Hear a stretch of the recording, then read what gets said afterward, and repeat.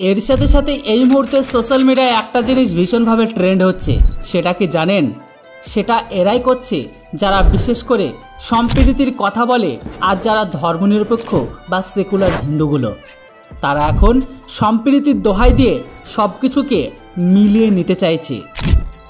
আমি বলি কি, সম্প্রীতির পিছনে বাস। এই সম্প্রীতি করতে গিয়ে 57টা ইসলামিক দেশ থেকে হিন্দু শূন্য হয়ে গেছে। আফগানিস্তানের হিন্দুরা পালিয়ে আসলো ভারতে, পাকিস্তানের হিন্দুরা পালিয়ে আসলো ভারতে, বাংলাদেশের হিন্দুরা পালিয়ে আসছে ভারতে। কিছুদিনের মধ্যে সেটাও কিন্তু হিন্দু শূন্য হবে। এমনকি বেঙ্গলের হিন্দুরাও তারাও কিন্তু নদীর এপার থেকে ওপারে আসতে শুরু করেছে। আর আমাদেরকে সম্প্রীতি বোঝাচ্ছেন। এই মুহূর্তে সোশ্যাল মিডিয়ায় এরকম যারা পোস্টগুলোকে দেখছেন, তাদেরকে আজকে আমার এই কথাগুলো ভালো করে ছুঁড়ে দিন বা ভিডিওটি ছুঁড়ে মারুন। এই সম্প্রীতি করতে গিয়ে হিন্দুস্তান 1947 সালে অলরেডি ভাগ হয়ে গেছে, মানে টুকরো হয়ে গেছে। তারপরে থেকে মুসলিমরা মুসলিম শুধু করলে তার বেলায় কোনো দোষ হয় না। যখনই হিন্দুরা এটা বুঝতে শুরু করেছে যে এটা হিন্দুস্তান হিন্দুদেরই দেশ, তখনই দোষ হয় আরএসএস বিজেপির। কই, দেশভাগের সময় কোনো বিজেপি বা আরএসএস তো ছিল না, তাহলে কেন সেই দিন দেশভাগ হয়েছিল?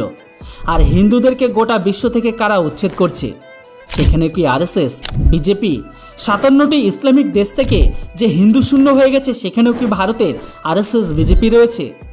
এখন বিজেপির দোষ হলো, আরএসএস দোষ হলো যে তারাই নাকি ভারতের দাঙ্গা সৃষ্টি করছে। আর ইসলামিক জঙ্গিগুলো তারা তো সাধু, তারা মনে হয় ভাজা মাছকে উল্টে খেতেই জানে না, তারা কিছুই করে না। যা করেছে সব বিজেপি আর আরএসএস করেছে। ইসলামিক জঙ্গিরা নাটক বাদ দিন।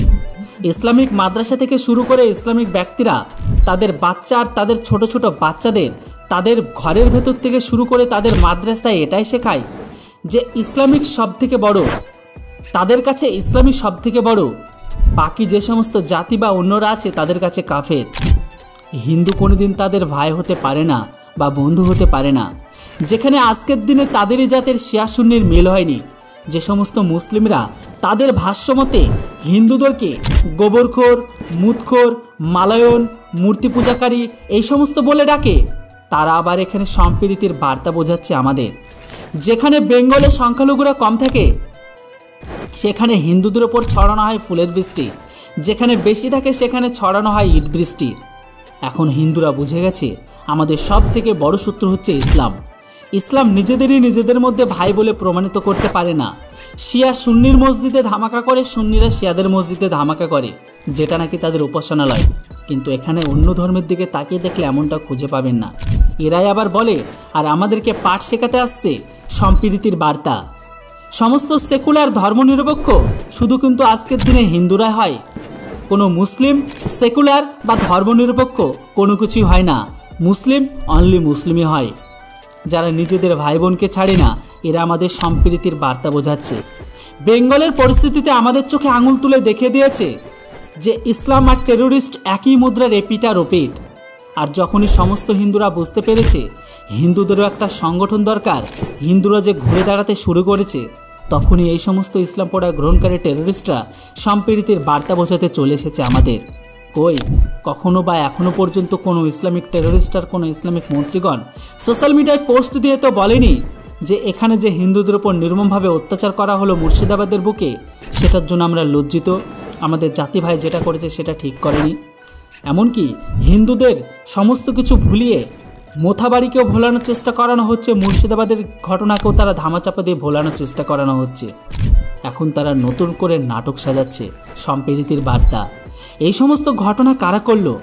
সব করেছে মুসলিমরা। কই, এর জন্য তো কোনো মুসলিম ব্যক্তি বা মুসলিম নেতা বা মুসলিম মন্ত্রী কখনো এটা বলে না যে সব কিছু আমাদের জন্য হয়েছে বা আমাদের ভুল হয়েছে।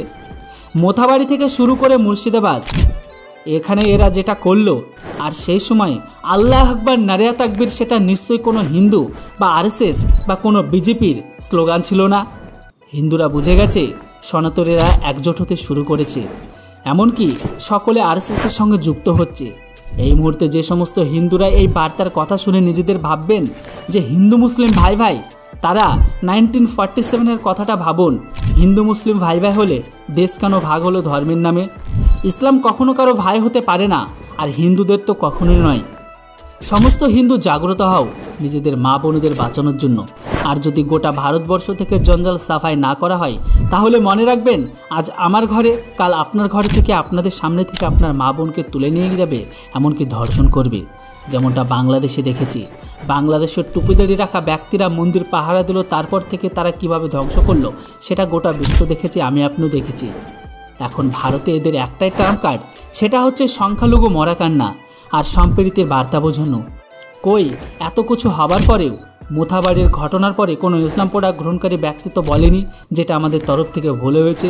মুর্শিদাবাদের ঘটনার পরে কোনো ইসলাম প্রোডাক্ট গ্রহণকারী এটা তো বলেনি তাদের বক্তব্যে আরএসএস হিন্দু মুসলিম করাচ্ছে, বিজেপি হিন্দু মুসলিম করাচ্ছে, দাঙ্গাবাজ করাচ্ছে।